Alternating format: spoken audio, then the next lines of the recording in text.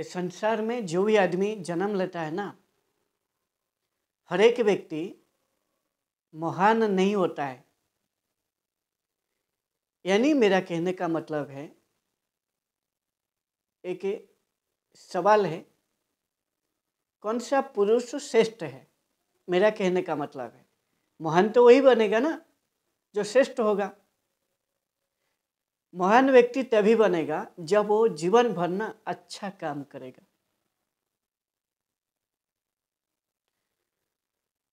और ये जो अच्छा काम है, ये दो काम ही आपको संसार में भगवत गीता का अनुसार आपको बंधन में नहीं बांधेगा।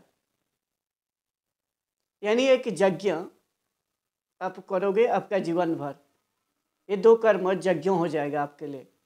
जो यज्ञ है लोगों का हित के लिए किया जाता है और भगवान को समर्पित करने के लिए भी यज्ञ किया जाता है।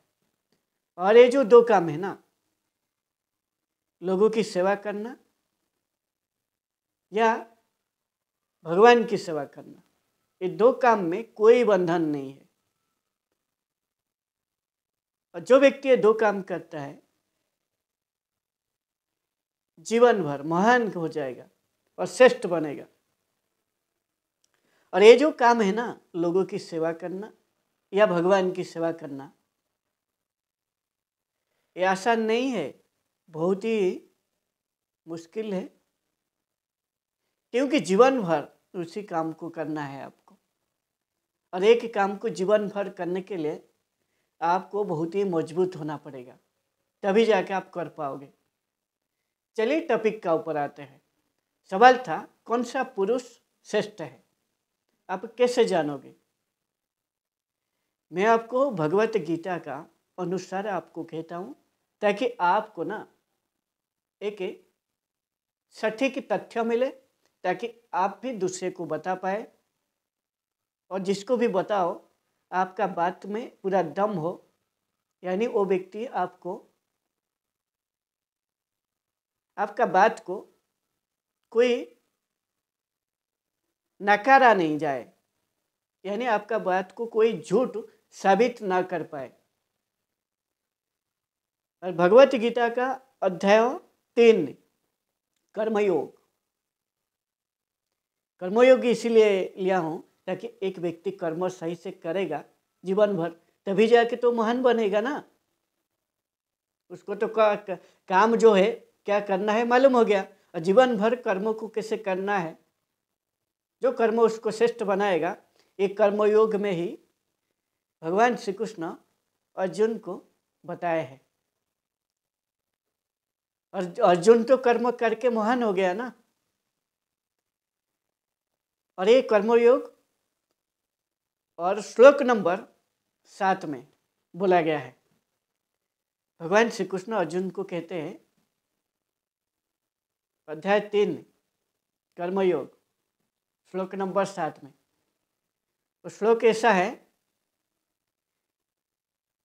यस्त्व इंद्रियाणि मनसा नियम्य आरभते अर्जुन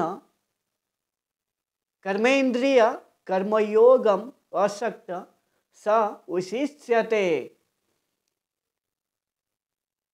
यानी भगवान श्री कृष्ण अर्जुन को कहते हैं, जो पुरुष मन को बस में करके और मन से इंद्रियों को बस में करके, यानी मन के द्वारा इंद्रियों को बस में करके, और उसका मन में कोई वासना न आए, यानी वासना नहीं आता है।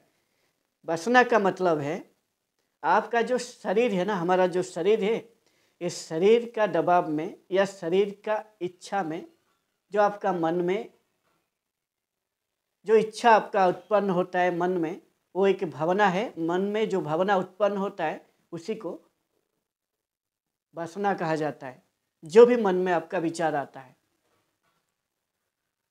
और जब आपका मन में कोई वासना नहीं आता है और आप मन से पूरा आपका जो इंद्रिया है, हमारा इंद्रिया 10 है। कर्म इंद्रिया, ज्ञान इंद्रिया। कर्म इंद्रिया हाथ पैर, मुंह, गुर्दा और लिंग, ये कर्म इंद्रिया है। इसके जरिए आप काम करते हो। और जो ज्ञानेंद्रिय है, आंख, नाक, जिह्वा, ये जो कान और एक चर्म यानी स्किन, इसके जरिए आप ज्ञान को लेता है आपका मन। और ये जो 10 इंद्रिया है, ये 10 इंद्रिया के जरिए, और साधु संत और भी 4 है, जो अंतःकरण जो 4 है ना, उसको भी साधु संत इंद्रियों में बोलते हैं, ताकि आपको भी डाउट क्लियर हो जाए। जो अंतःकरण 4 है, मन, बुद्धि, अहंकार और आपका जो एक चित्त, ये 4 को ना अंतःकरण कहा जाता है। ये भी साधु संत इसको भी इंद्रियों मानते हैं। ये सभी इंद्रियों को जब आपको बस में करके आपका मन में कोई वासना नहीं आता है, फिर आप सर्वथा आपका अनासक्त होके, आपको अनासक्त करके, मन को अनासक्त करके, अनासक्त का मतलब है जो प्रकृति में जो विषय है, विषय यानी आपको एक एग्जाम्पल देता हूँ, नारी एक विषय है, पुरुष एक विषय है, बालक एक विषय है। ये जो विषय है, ये विषय का बारे में आपका मन में कोई आसक्त नहीं है, यानी इसमें कोई भोगने की आपका इच्छा नहीं है। यानी आप पूरा आपका मन से ये सभी विषयों को खत्म कर चुके हैं, यानी ऊपर उठ चुके हैं। मन से इसका प्रति आपका कोई भोगने की इच्छा नहीं आता है, यानी आपका मन पूरा अनासक्त यानी विलुप्त हो चुका है। और अनासक्त होके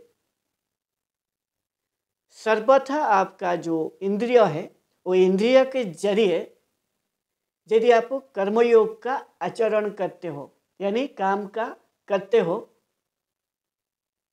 तो वो पुरुष जो है ना, वो श्रेष्ठ है।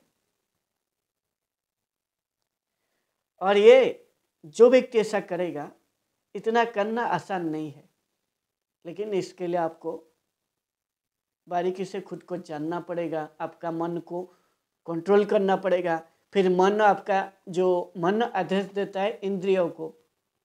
आपका शरीर एक रथ है, और आपका रथ का जो शरीर का स्वामी है आत्मा, और ये जो मन है इसका सारथी है इस शरीर का।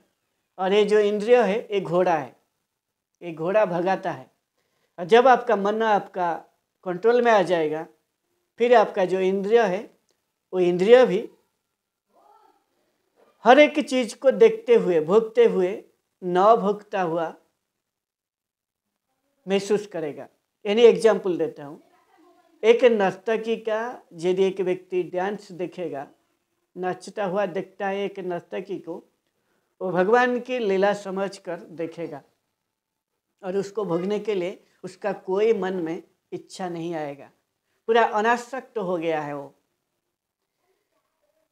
फिर आप कंटिन्यू जब वो अनासक्त होके आपका सभी इंद्रिय के जरिए जब आप हमेशा काम को करोगे, तभी जाके उस काम में आपको सफलता मिलेगा, और यही काम ही आपको श्रेष्ठ बनाएगा।